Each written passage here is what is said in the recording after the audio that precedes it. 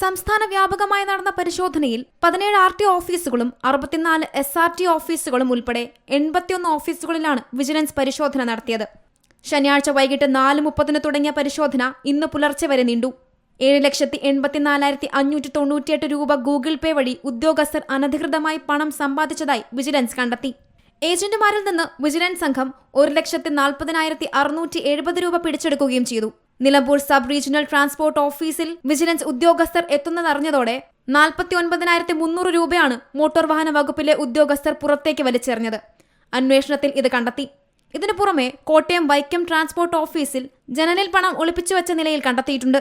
ചില ഉദ്യോഗസ്ഥർ വിവിധ സേവനങ്ങൾക്കായി ഏജന്റുമാർ മുഖേന വ്യാപകമായി കൈക്കൂലി വാങ്ങുന്നതായി വിജിലൻസ് ഡയറക്ടർക്ക് വിവരം ലഭിച്ചിരുന്നു.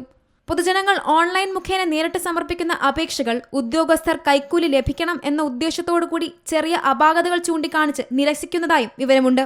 ഏജന്റുമാർ മുഖേന ലഭിക്കുന്ന അപേക്ഷകളിൽ സീനിയോറിറ്റി മറികടന്ന് വളരെ വേഗം തീരുമാനം കൈക്കൊള്ളുന്നതായും വിജിലൻസിന് വിവരം ലഭിച്ചിരുന്നു.